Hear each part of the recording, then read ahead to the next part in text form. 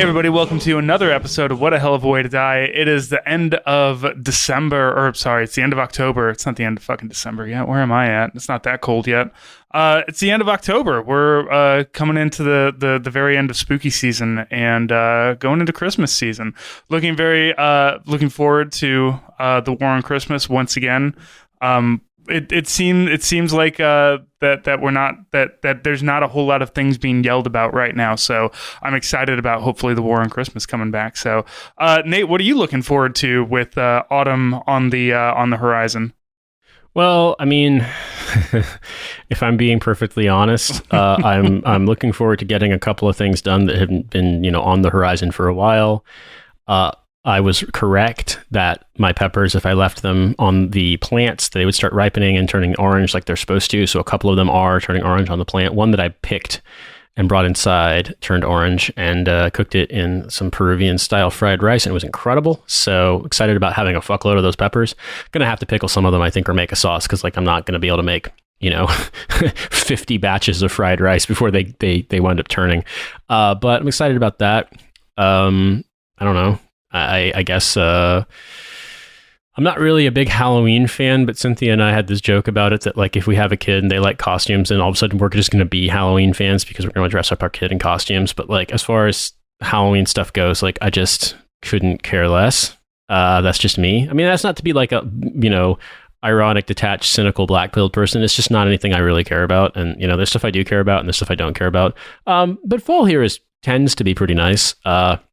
It can be really rainy and grim, and because we're so far north, like, we're already starting to feel the effects of the days shortening. But I've been out a little while riding my bike, a few places here and there, and the trees are turning. You're seeing some really beautiful foliage. It is sort of unequivocally autumn now, so it's nice. I'm kind of enjoying the weather when it's sunny out. Today's a pretty nice day.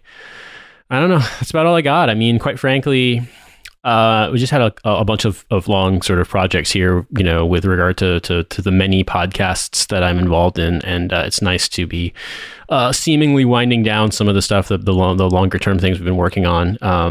And that's about it, I guess, man. Beyond that, I mean, I'm going to try to cook some new stuff soon. I see some recipes here and there I want to try. When it gets colder, I tend to make these like elaborate soups that take all day to cook. Like, I really enjoy making various forms of Chinese noodle soups. There's this website I really like called The Walks of Life, like WOK, the Walk of Life kind of thing. And they've got a great Instagram account if you want to see some of the just wild shit that they make. It's incredible. It's run by a Chinese American family. I think they have some of them live in New Jersey and some of them live in China, in their extended family, and they just do a bunch of recipes. And I made a noodle soup recipe from their website that is like a thing that's really, really famous in, and it's escaping me, and I don't want to embarrass myself by getting the wrong one, but there's a city in Western China that's famous for the noodle soup, and apparently, like, even within, cosmopolitan cities in China and places like in Beijing and Shanghai and places like that, there's lots and lots and lots of shops that sell this style of soup, beef noodle soup, that's famous in this part of Western China. And once again, I think it's Northwest China. I'm absolutely forgetting the name and I'm embarrassed, but so be it.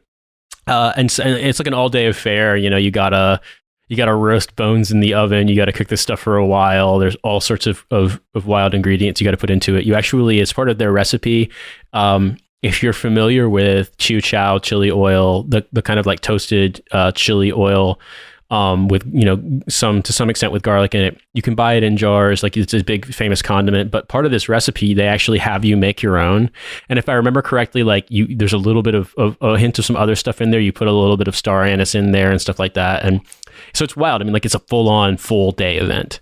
And that's a lot of work, but I like doing the work in advance of prepping everything and then making kind of a day of it. And then, like, the house smells delicious and you have these leftovers and just incredible soup. So, that's things like that I look forward to. Like, it helps me keep the house warm on top of the heating system. And it's a thing that I don't know about you, man, but I find that tasks like that keep me from having to stare at a screen or overthink something that's just like a lot of repetitive stuff, whether it's weeding the garden, planting stuff, chopping things while cooking, or just cooking in general. I find those to be like mentally restorative. And so there are a bunch of them that I do this time of year when it's colder, and I'm not going to annoy the hell out of Cynthia by making the house ridiculously hot because I've decided to, like, you know, boil soup all day or roast a chicken in the oven when it's like 95 and we don't have air conditioning. Yeah, there's a in one of my dad chats, I talked about how my daughter has started Vyvanse, which is an ADHD medication, and somebody kind of pointed out that like people with ADHD that he noticed at least like really enjoyed doing those the like tasks, like you're like cooking, like just anything where it's just sit and you focus and you do this one thing, and it's you do the thing that's in front of you. And I have that with dishes. Like I love doing the dishes because it's like it's a thing that I have to do, that I put the phone down and I can talk to other people, but also I'm just kind of just I'm sitting and doing the thing that has like an appreciable, like once it's done, you say, look, this thing that was full of dirty dishes, now all the clean dishes are over here. And that's a very nice. So I get that, like that all day cooking. Like I wouldn't want to do it because like I like to cook for maybe about 45 minutes. And then after that, I'm tired of cleaning the kitchen because I have a small kitchen. So I'm constantly cleaning up after myself as I cook. Which a lot of times is fine, but if it's an all-day event, I'm not going to have all the space. I have like an island in the kitchen, but we all eat at the island and we all kind of hang out at the island, so I don't really get all of that space for cooking and prep work and everything. So I'm just saying, I get it though. I get that, like wanting to just like it's something new and interesting, and it takes a little bit of concentration. But at the end of it, you get this cool thing, you get this food or whatever. So, I'm with it. I watch a lot of guys' grocery games to learn my cooking. What's funny is I was thinking about this recently. There's not a lot of books that I still have that were not explicitly related to like a college course I took that I've kept, because stuff that was more or less stuff that could go probably did go. And for some reason, I just didn't want to part with most of my college, course books. So I probably should at this point. It's expensive. Yeah, well, it's funny because I was a journalism and French double major, and I have a bunch of these books from French literature classes that are in the French language. And the thought had crossed my mind that most of them I'm never going to read again, so I might just sell them here because it's more likely to I might be able to find people to pay slightly more for them. I don't know, or I'll donate them. I have no idea. But I do still have a copy of the book, I'm Just Here for the Food, Food Plus Heat Equals Cooking by Alton Brown. Now, I know Alton Brown has some, as I'm not mistaken, some slight culture war associations, even though he strikes me as seeming like a pretty decent guy, but I might not know that much about him because I've never really watched his shows that much. I've just read his books. But I learned how to roast a whole chicken, from reading Alton Brown's book. And it's really funny because, so I remember getting this book. My mom got it for me. Like, I don't even think she knew who Alton Brown was, but my mom got this book, and the book is like, it's not just a recipe book. It's actually, it's not a cookbook really at all in terms of just being straight recipes. It's basically explaining principles of cooking and how stuff works, both in terms like layman's terms, in terms of what people in the culinary industry learn, and then also in terms of like the physics or mechanics behind it, like how searing works, how frying works, how oil gets rancid, for example. Like all these things are just sort of explained in layman's terms. And so I really appreciate it because, I had a lot of ambition as someone who wanted to cook. And when I finally got my first solo place when I was 20, almost 21, I went fucking ham, but I didn't know what I was doing. So I made some great adventure meals and some absolutely cursed, just absolute dog shit failure meals. I don't even want to get into how fucked up they were, but like they were so not things you'd want to eat.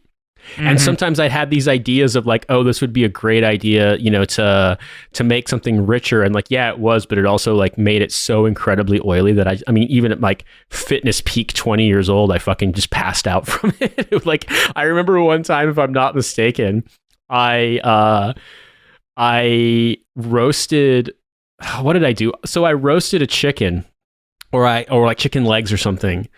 And I decided to make risotto and take all the drippings from that and put it in the risotto. Mm-hmm. But like that is so much goddamn oil. And so it tasted great, but like I just remember like feeling flushed and getting hot and then falling asleep. And it's just like I probably took a year off my life in terms of pure arterial sclerosis from that.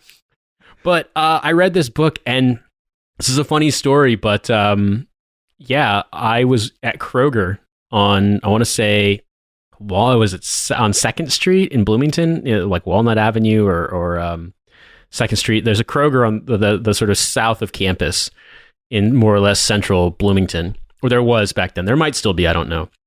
And it's definitely cheaper than, there was a Marsh. I don't think Marsh exists anymore. I'm not sure, but Marsh was like a nicer grocery store than Kroger. There was a Marsh further away, like in town, but Kroger was way cheaper and it was closer. So I would just go to Kroger and get whatever the fuck. And, I didn't care. It was like, some of it was not great quality, but whatever, like I'm just going to live. I was such an idiot. I was like, hell yeah, I'm going to buy weird groceries. I'm cooking on my own. I bought a plantain and tried to eat it in the parking lot because I thought you could just eat it like a banana. Like I was an idiot. I was a fucking moron. And I was super self-confident while also being a moron. So just like perfect. Reading a book upside down, huh? 100% reading a book upside down. I was pre-British. But I was at Kroger and I saw that they were selling whole roasting chickens for 29 cents a pound because they had to move them. Like they were going to go off quickly. And I was like, damn, all right, cool. Because this whole fucking chicken for like, I don't know, fucking $3. Not even that. No, I mean, it couldn't have been more than 4 pounds, 5 pounds at most. So it's like $1. Mm-hmm. So I bought this chicken and I had no idea what to do, but I read Alton Brown's book. So he said, make a brine out of kosher salt and what's it called?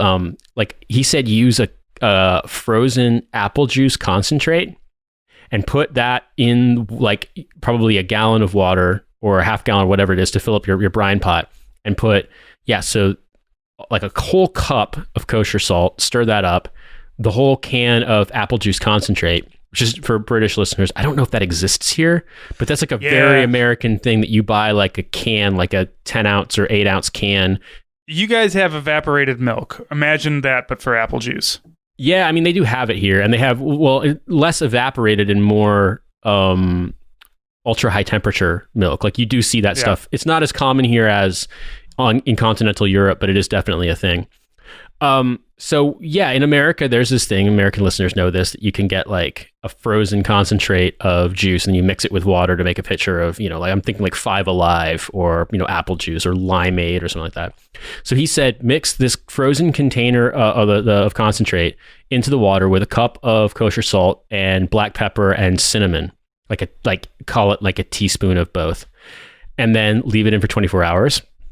And then take the chicken out, pat it dry, slather it with cooking oil and garlic and like minced garlic and like black pepper or paprika or anything like that. So I did that. The first time I did it, I didn't have a fucking meat thermometer. So I took it out of the oven like 6 times thinking it was done and it wasn't ready. But I over the course of that first year in that place that I lived in, that just became a thing. I was like, fuck it. Well, I don't have to do anything early in the morning on Tuesdays because that was like my one morning off from ROTC. So on Monday nights, I would go and I'd buy a whole chicken or like whatever cheap chicken they had on, like chicken legs or thighs or whatever, but mostly whole roasting chickens. And I just worked on this technique of developing, the perfect roast chicken. And then you save all the bones and you boil them and you make stock, and you could use the stock to make risotto or something, or like chicken soup or, anything like that. Sometimes I would make the stock and freeze it.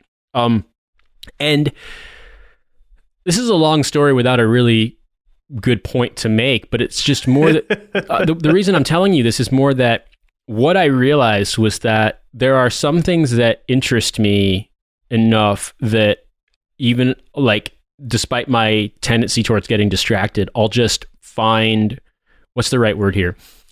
I'll find the motivation to keep doing them and keep trying and keep developing the technique. And it doesn't really bother me if the first iteration sucks, because I'll just keep at it. And like most things in my life, for some reason, if the first iteration sucks, I'm so annoyed, I don't want to do it anymore.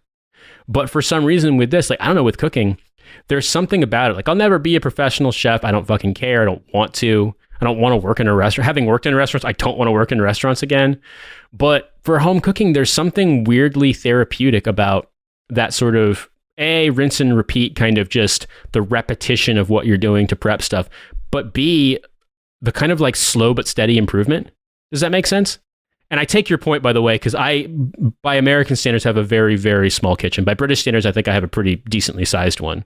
But we live in a 1900s row house, so like it's still a smaller space by American standards. But like here in this country, I've seen some tiny ass kitchens, so we're doing okay for ourselves.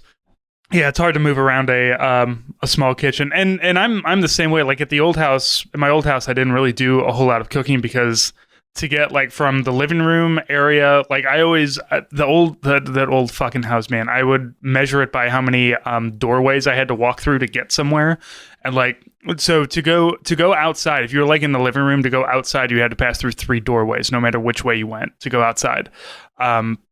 At least, because both the front and back door had 2 doors, like not even just like a screen door, it was 2 separate doors. So you have that. The kitchen was always like at least 2 rooms away. So now, like this house, we bought it, it's a smaller house. And we had a guy come in and remove all the walls around the kitchen. So like you walk in and you see living room, kitchen, dining room area is all just one big open thing. And then there's a hallway that goes back to the bedrooms in the back. And that has been like, now I cook all the time because it's like, well, I'm standing here in the kitchen. I might as well like, and it's little stuff. Like I can always just be like, I've got some onions. I'm just going to make some onion rings, or I'm going to, slice up some potatoes and make latkes or something. There's always something that I can be doing in the kitchen, and that's a lot of fun. It's really nice, and it's also nice to not, to be able to, I guess, cook for myself. And it's not great. Certainly, I'm not going to work in a restaurant, but also I know what I'm doing. I know that like if I decide to make something and I look up a recipe and I say I don't have that, but I can do this, this, and this.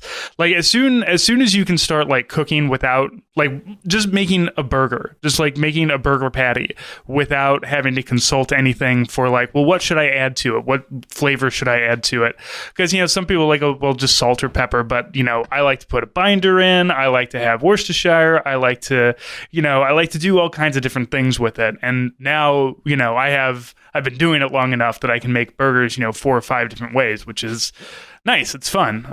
It doesn't have to just be me drinking Bud Light and slapping them up onto my grill outside during the summer. I can, actually do some shit. So, and I've been making I've got a bunch of tomato soup frozen down in the basement that I made. For about a month, just like every Saturday, I was making tomato soup. Just go out and pick tomatoes, pick peppers, and then grab an onion and bake everything, and then immersion blend it, and then put it in my food saver, freeze it, and then that's my winter, man. I got a bunch of tomato soup for the winter. It's gonna be pretty nice. It's funny because when I was younger, I used to think my dad was so incredibly boring because he would take time to, all the tomatoes he grew, he would can them. You do like stovetop canning, like a big metal like tray, and boil the water and everything, and then once I started cooking, once I got my first, I lived in a group house my second year of college, and it was the stupidest decision I ever made because I lived with, one of the people I live with, I'm still friends with. The rest of them, I am not still friends with, and it was really bad. Like it was too expensive to heat, expensive to cool. Very shoddily built row house in a neighborhood specifically known for being like a party place. Noisy, messy. Everything was in bad shape. One time my roommate, who was not in ROTC, got stoned and wanted to make spaghetti, which for him was boiled noodles and like Prego sauce or ragu sauce. But he forgot that the garbage disposal didn't work. And he also was too high to remember to use a fucking strainer. So he tried to just tip the water out slowly and wound up dumping all the spaghetti down the drain, which he then decided to run the garbage disposal, but it didn't work. So he just left it, and none of the other roommates wanted to do anything about it. So within 3 days, you had rotting pasta in the sink, which had to be removed by hand. And you can imagine, given the personalities described here, who wound up being that guy. it's the army really taught me. I fucking love it. It's so great. just like ripping this. Oh, it was disgusting. So anyway, I don't really count that as like fucking having my first kitchen. I did have a kitchen I could cook in, but I didn't really get wild because it was just so annoying, and also there wasn't room in the fridge. And so when I got my own place, I was super stoked. And bringing it back to the thing about the tomatoes, once I realized how much better those canned tomatoes my dad made in like big bell jars, it changed my opinion. If I had had the time to garden when I was in the army, and if I had been in one place long enough to ever grow shit on my own, and I had the space, I would have done it. But I just never was. My purchases for next year is going to be I'm going to finally get like a real pressure cooker and start doing some canning, just because like I want to be, because like, man, winter tomatoes fucking suck. Like once you do start cooking on a regular basis, you start to realize like how, like, because I get vegetables from a CSA every 2 weeks now, so like you get a feeling of like what is in season and what isn't. And then so like when you go to the grocery store and you buy a tomato at any point now, like you cut it open, it's like kind of white inside, it's like really pale, and you can get decent tomatoes, you can find them, you can find some of the vine ripe ones that are pretty good, but like, man, it's just, there's just a complete dearth of them.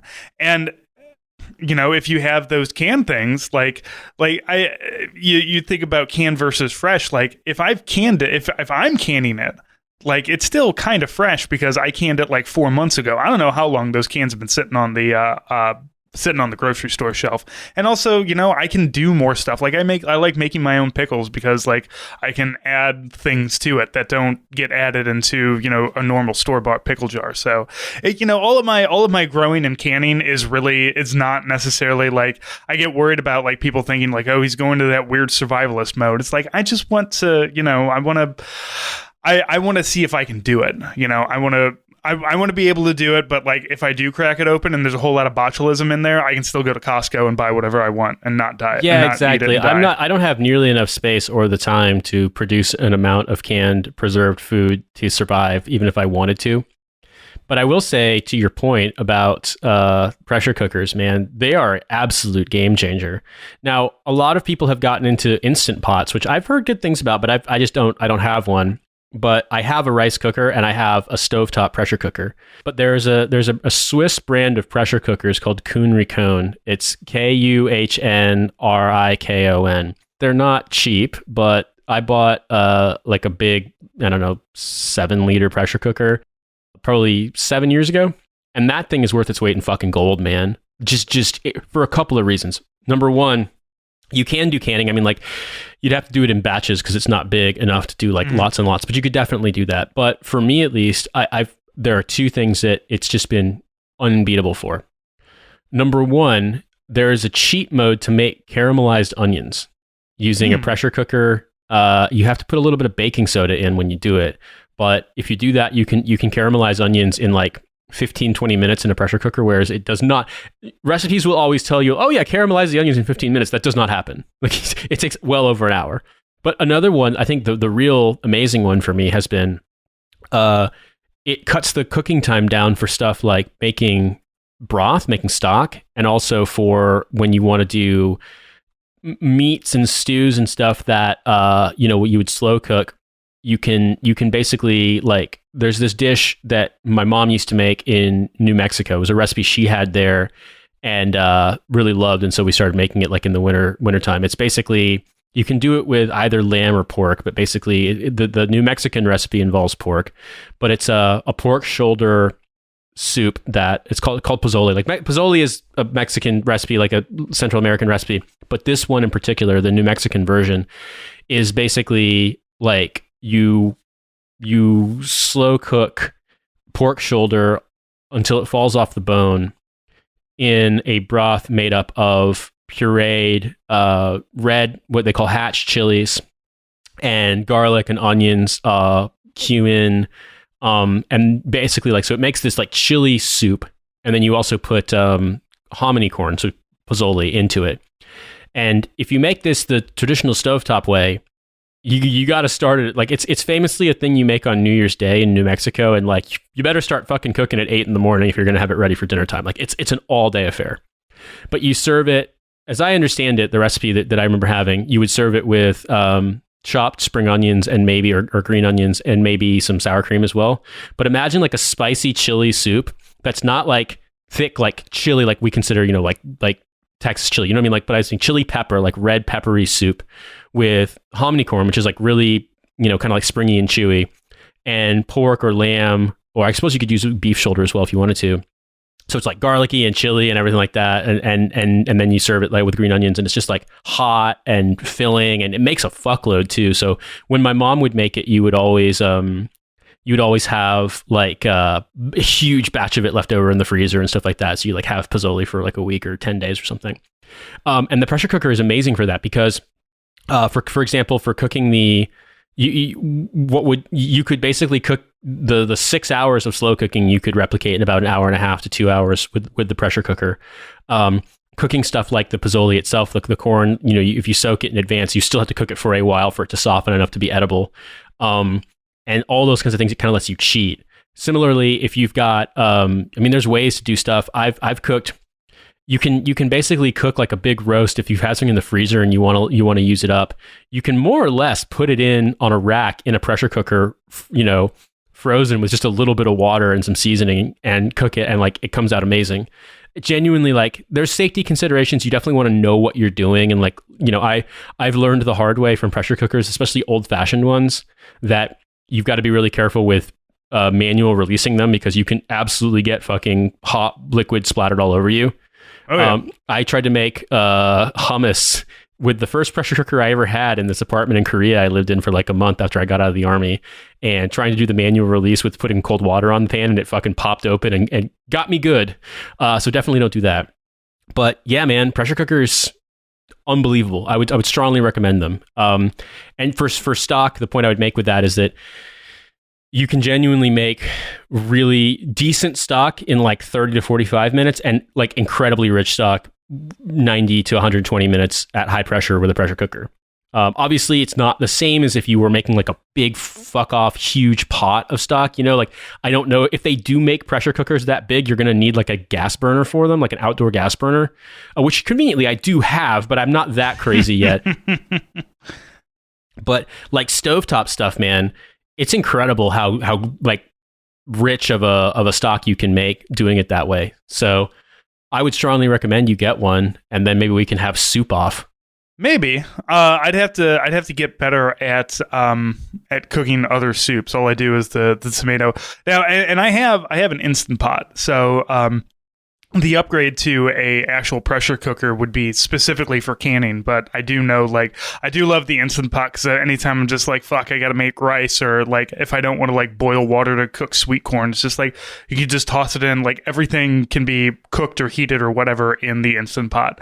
And since fall and winter is coming around, it's about time for me to start doing chili again. Yeah. So I'm looking forward to really getting back into the Instant Pot, because I make the chili and then like I'm the only one that eats it. So yeah, Cynthia doesn't like beans, so my mom's chili recipe I can't really do, but she's got like a Texas chili recipe that she likes. So I may have to just.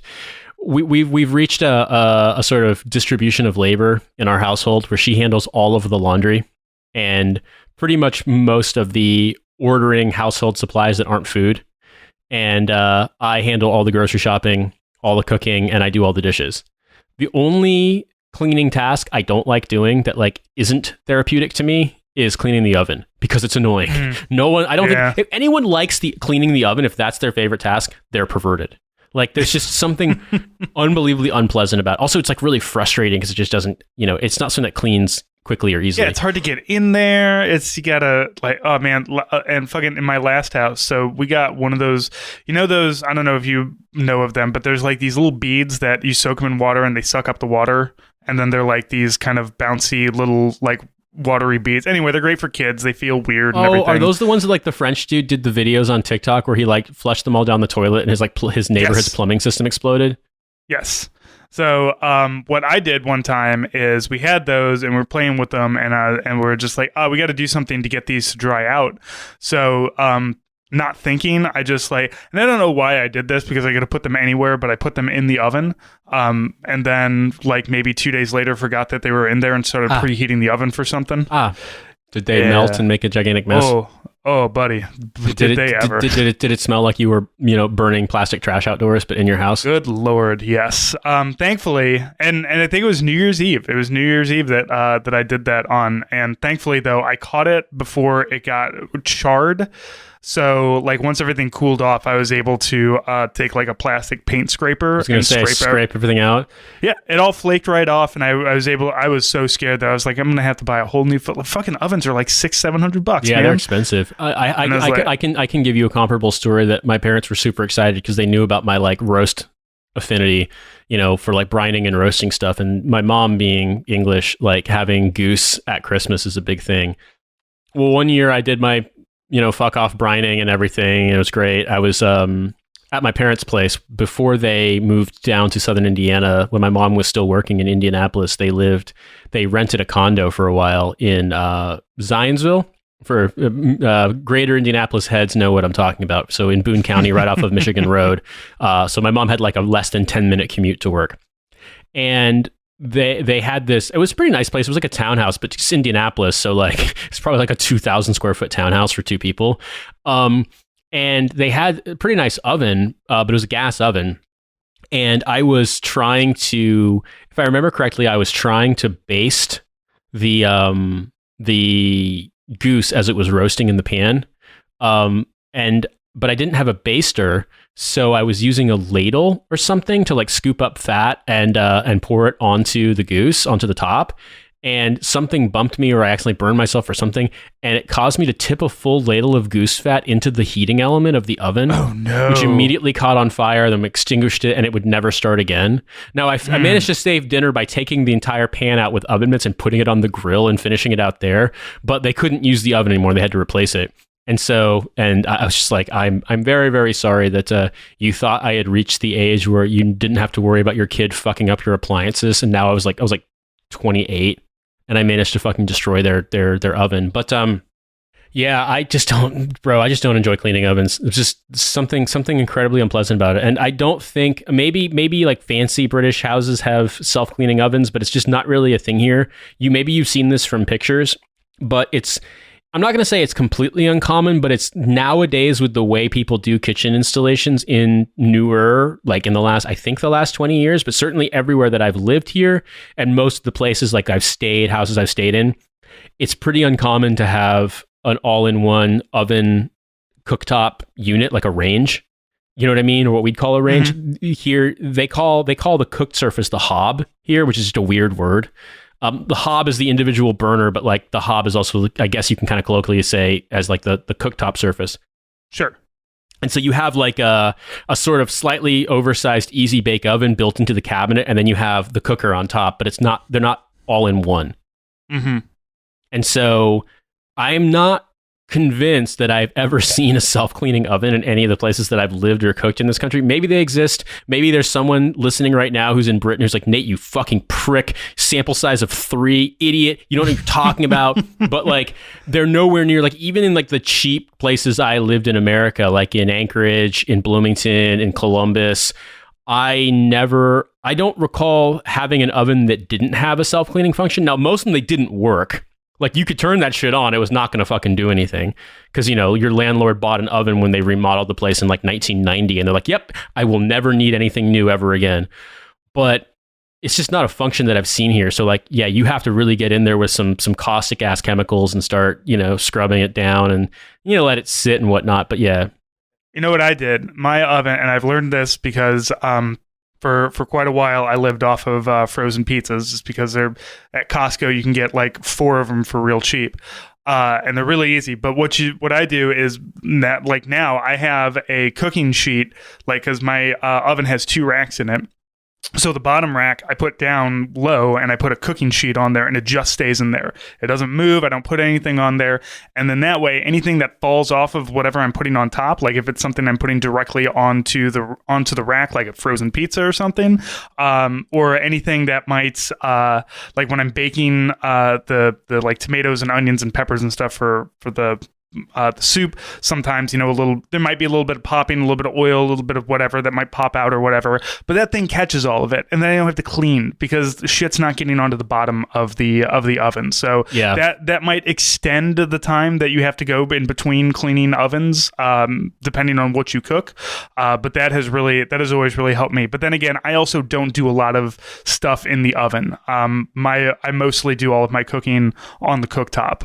If I'm doing baking, it's because I've decided to make a frozen pizza, or I'm making bread or something. Sure. Or like there's some frozen treat that I'm just like, I'm lazy today. I'm just going to make taquitos for lunch, and I'm just going to throw those into the oven. But for the most part, all my stuff is done cooktop in one. Like I have a pot that I have like a medium-sized pot for like boiling water if I need to make noodles or something, and then I have like a 12-inch cast iron, and those stay on top all the time, and like 90% of my cooking is done in the two of those things. Yeah, I have. So we don't have an extractor, so we don't have a range fan. There's a space for one. There's a mount for one. There's a hole in the wall that obviously was intended for one that's been blocked up on the other side. And you just get Cynthia to get like a magazine and blow it out the window. Yeah, flap it out the window. You're fine. So that the point of this is that when I make bacon, for example, or any kind of breakfast meat along those lines, I preheat the oven with the cast iron pan in the oven, like oiled up, and then I put it in there and cook it in the oven. And so on one hand, that somewhat cuts down the grease quotient overall that's getting stuck to stuff in the kitchen that needs to be cleaned, but it does make the oven unfortunately need cleaning pretty regularly. I have a 12-inch Lodge cast iron pan that I bought. It's like Lodge, but from like before the rebrand. It's probably 50, 60 years old. I got it at a thrift store in North Carolina. The whole railway corridor that I-95 is parallel to, like those old railway towns in North Carolina, some of the best places for weird antiquing, to be honest with you. But I'm going to tell a story. I also have like a much larger cast iron pan. It is a very funny and stupid story of how I got it. So, I found it on the street in Washington, D.C., and I took it home, and one of my buddies, who periodically listens to this show, if you're listening, you real ones know, he was really into cast iron as well, and sort of like I said, we both lived in North Carolina. He was just like way more inquisitive than I was about figuring out all like the really dank techniques for how you need to, restore and maintain it and stuff. And he found a great technique somewhere, maybe on a blog, maybe in a book, on YouTube, I don't know, where it was you put the pan in a trash bag and like soak it in fucking oven cleaner and leave it for hours, and then take it out and scrub it with, like a dish cleaner and steel wool to get all of the fucked up, like to strip all of the previous seasoning if it's like flaking or bad, and then just start from scratch. Then you polish it down as best you can, and you start with a thin layer of oil, put it in the oven at like 200 and leave it for hours, and just keep doing that. You keep building it up, seasoning it, etc. So I found this pan on the street, right? And it was big. It's probably like 16 inches. On the street street pan in Washington, D.C. I was up in D.C. to see some friends. I think it was like my first 4-day weekend after arriving at Fort Bragg. So I'm in like hands down the absolute best shape of my life, right? Like been training. The second phase of the Captain's Career Course was relatively easy. And so my friends and I, we would work out in the afternoons after doing like seminar PT in the morning. So I was going to the gym and lifting I was in great shape compared to even before where I was at my first unit. So, I mean, what I'm trying to say is that if there was a period of time where like I was, objectively just like hot, Nate, it was this time. You know what I mean? Like army haircuts didn't necessarily favor me. Doesn't matter though. But like I was young, I was a moron. I was in insanely good shape. And, I was down to go out and stay out till the bars close in DC and have fun. So one night walking home with my friends post bars closing.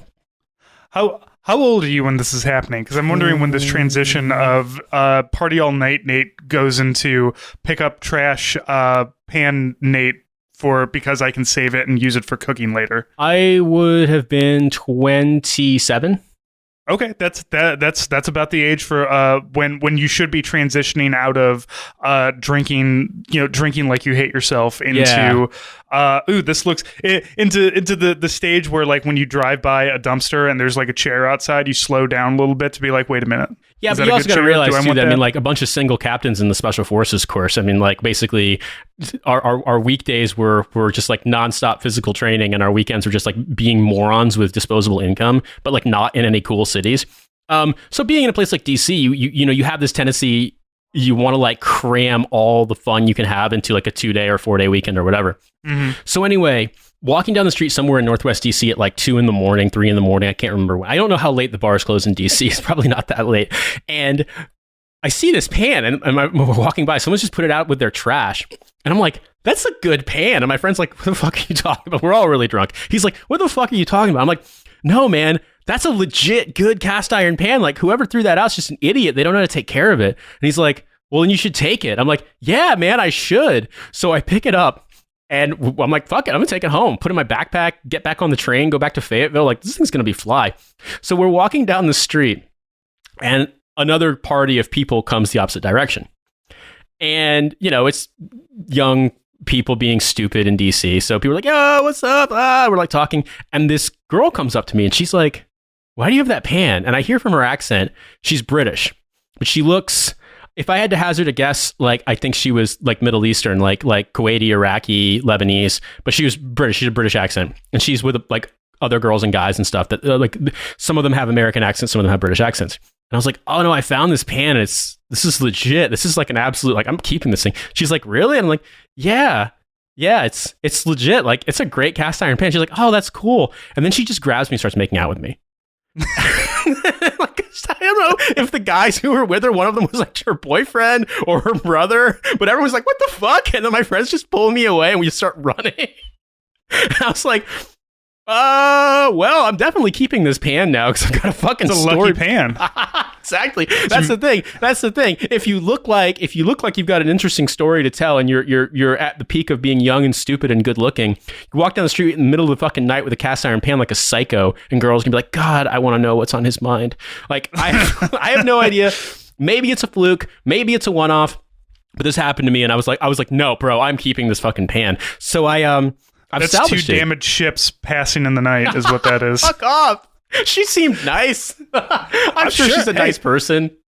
And you're a nice look. There's absolutely not you drunk. You did something that I would do too. If I was wandering the streets drunk and found a perfectly good cast iron pan, I would pick it up too. Exactly. These people don't know the value. I'm of an age where I wouldn't randomly make out with a girl, but like at that age, of single, course, yes, exactly. I would randomly make out with women. That's just what you would do, you know. And that's the thing is that like as opposed to other random late night encounters that wound up being insanely pathological when in say for example army towns, this one was perfectly innocent and lighthearted. No one got hurt. There was some hurt feelings on these dudes' part. I have no idea. All I know is that it was over pretty quickly because my friends pulled me away and they were just laughing like, "Bro, what the fuck?" And they were like, "You know, also, dude, you should probably move to DC. You'd probably clean up here." And I'm like, "Yeah, it would be amazing, wouldn't it?" And the Army's never going to do that. So, you know, critical respect to an DC. infantry officer living in DC. Yeah, sure, why not?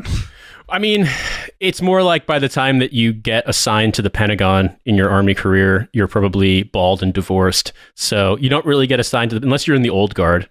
You don't really get assigned to DC at extreme be stupid ages. Also, I don't know where the old guard, like how close you actually are. Maybe you're in I don't know. I think you're in DC. No, they're out at Arlington. We had an old guard guy in my my senior leadership course. He was fucking old guard PAO of all things, but he was great. He went on to become a drill sergeant too, but I'm so bad at drill and ceremony. There's no way I could have been in the old guard. And also, like, I'm already and he was great too. He was a big, like, he was a big beefy, like he worked out, so he had huge muscles, but he was like the nicest guy. And when it came around for graduation, we all had our dress uniforms and everything, and he's just like, "Nope, all of you." He's like, "Just everybody bring your shit to me. I have everything that I need to put all of your shit together correctly." He's like, just because, and most of them, like, I was the only reservist, so I was the only one with the really fucked up uniforms is because, I'm a reservist. I never wore it. But he's just like, yeah, man, come bring everything in. If you have any questions, if you have any problems, bring it in, and I will put everything on your uniform exactly where it needs to go. And he used to say that his favorite thing was like where they were. He's like, they had like a uniform press, and he's just like, man, it'd be great. You just spend the day like you strip down, you take your blouse off, you take the top off, you strip down to just your brown shirt and your pants, and you spend all day steam pressing uniforms. And it's like you spend all day in there just steam pressing, man. It's great. It's just, you can zone out. You don't have to think about anything. You just do that all day. And like that's kind of like that cooking mentality, except for like an insane. I was gonna say that sounds like hell to me, but I mean, well, it's an insane. It's an insane level of attention to detail that like you have with cooking, but not for 1/16 of an inch away from this pocket, whatever, Yeah, I bought like the cheat thing, like the pre-built racks of ribbons, and installed that. And then, you have the little glass protractor or plastic protractor looking thing to kind of hold over your stuff to do measurements.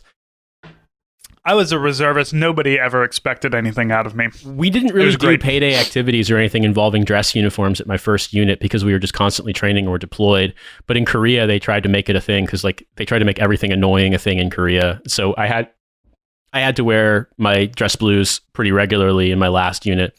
And by then, at that point, 7 years in the Army, I had accrued like a fucking best bus driver in the universe level of ridiculous amounts of awards and stuff. There was just so much flair to wear on my uniform, which is kind of ridiculous. I think, in fairness, the Marines, the one thing I will give them credit for is they don't really do bullshit ribbons and awards. And so your dress uniform is pretty easy to put together from what I can tell, unless you're like the commandant of the corps or something.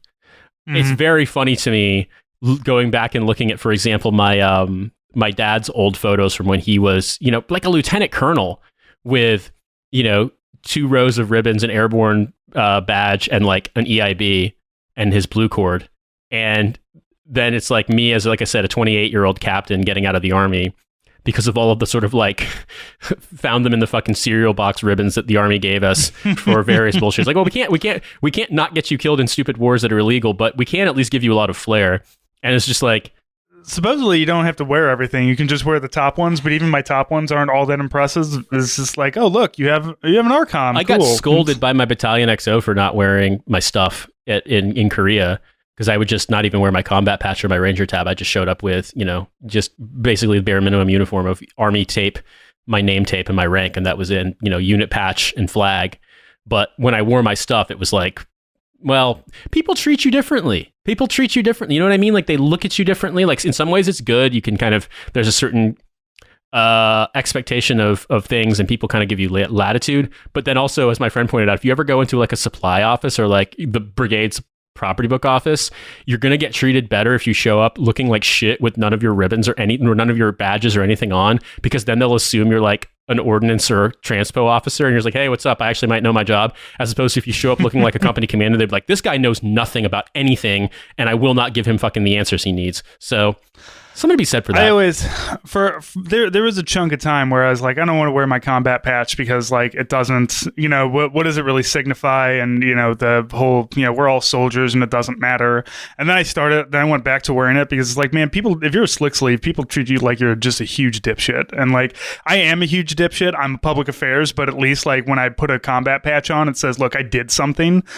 So don't yell at me. People were a lot more willing to forgive my nearly out of regulation hair as a captain when I showed up with, airborne wings, Pathfinder badge, or CIB, Ranger tab, and combat patch.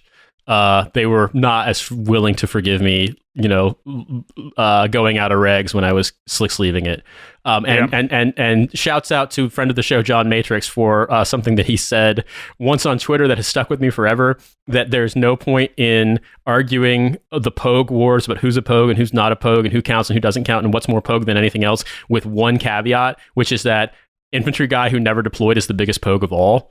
And absolutely. that has stuck in my mind a bit. That is. I remember when people were giving Adam Driver shit because he was in the Marines, but he got out early because of some medical or something like that. And his quote was, it's just like, I did all this training for the Marines. It's a little sad I never deployed. I never got to use any of it. And of course, the internet's just like, he wanted to go kill brown people. What a terrible person. And it's like, no, man, he went to learn to become infantry and then he never did it. And he's always like, it doesn't matter. He's the bad guy in Star Wars. He's, the last night duel or whatever. It doesn't matter because he will always be the biggest fucking pogue. He will always be an infantry guy that never did infantry shit, other than like in basic training. And there's just there's not a lot you can take away from me, and that's one of them is that I at least deployed and Adam Driver did not, bitch. Even though he doesn't like shit talk anybody about it. Obviously, he's not an asshole about it. He just like had one thing. It's just like, yeah, I was like, I mean, he was in the Marines for like 2 years, and now he's got like an acting career. He's very well known he's not well known as a Marine, and it just has that one like.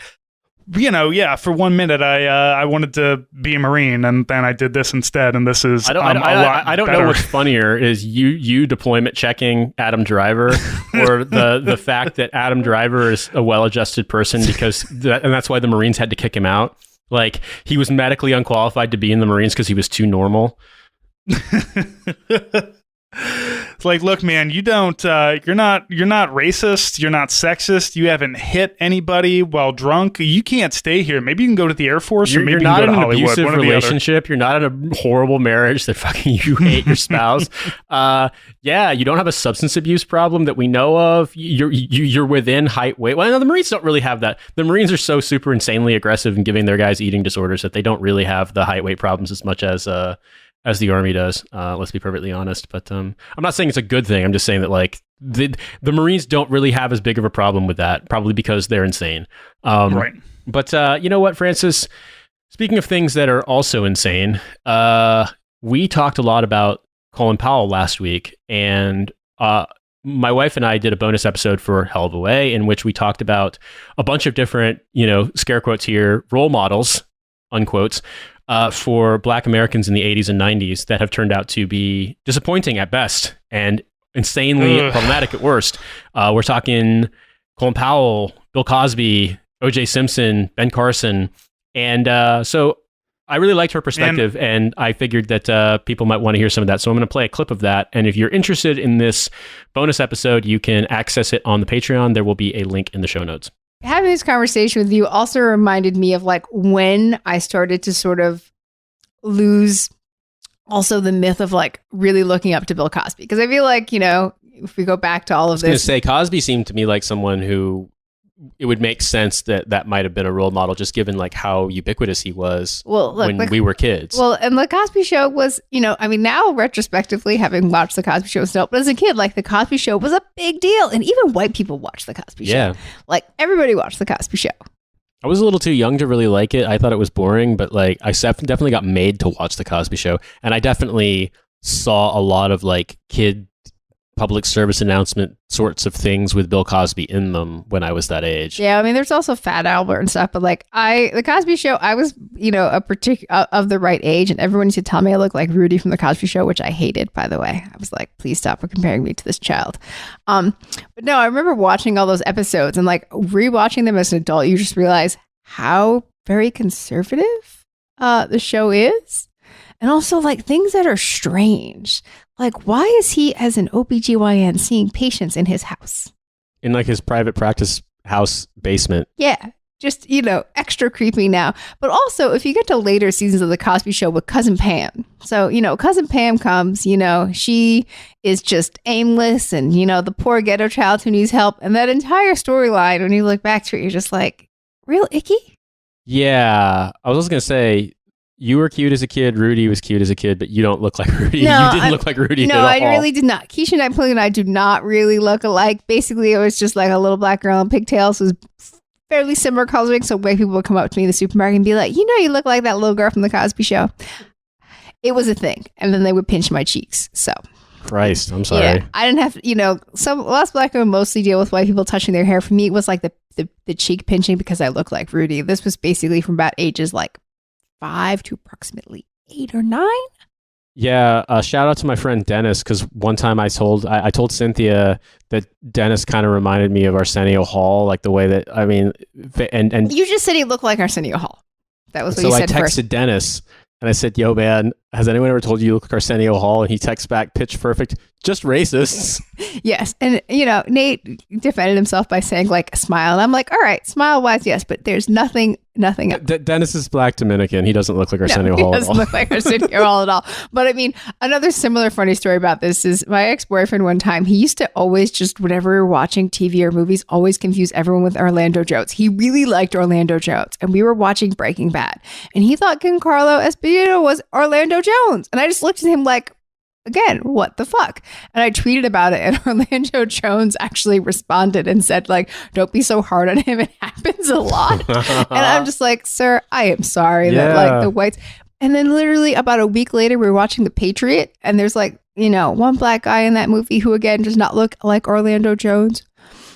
Or Giancarlo Esposito's like, is that Orlando Jones? And I'm like, do you just think every black person that you like in a movie is Orlando Jones? Because that's, generally what it felt like. Was this the Swiss ex-boyfriend? Yeah, I was going to say, I mean, he grew up basically thinking that black people were Duplo figurines that had fucking leopard pelts. I mean, to be fair, unlike most of those people growing up, he did have a best friend who wasn't, he did have a really good friend who wasn't right. So not that it necessarily helped in the whole racism front, but Yeah, well, Europeans famously not racist and famously good at being able to tell different group people apart. Yeah, I mean, my favorite, story I always tell about him is the time he told me racism was a new world problem, and I just actually laughed for 10 minutes straight.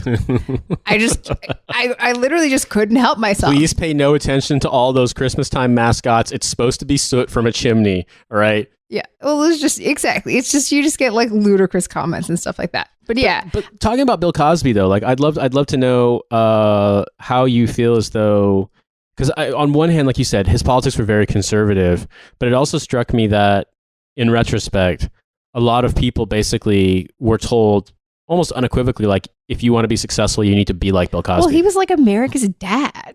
Yeah. Like you have to think of, he went in pretty hard on like pull up your pants stuff, didn't he? He did. But I mean, I also think like during that period, like that was a thing. Like, yeah, like he's well known for that speech. And if we remember correctly, the dominoes started falling about him and being a rapist because, people brought it up. But yeah, he absolutely, and not even during the Cosby Show, but like the Cosby Show ended and then there was like another Cosby Show and all those things. But sort of later in life, him going around and giving the pull up your pants speech was a thing, over and over again. And I mean, I think that for a lot of black people of a certain age, like that speech still like really resonates. Remember that time we went to that event in Brooklyn? We went to an event, invitation from a very old gentleman that I know from a writing thing in New York, who's a Korean War veteran, very old Marine, who invited us to the Society of Old Brooklynites. And there was one of their members was an elderly black woman who was extremely young folks are crazy. Yeah, she went up and she gave the speech, and it starts off all right, and I'm following along, I'm always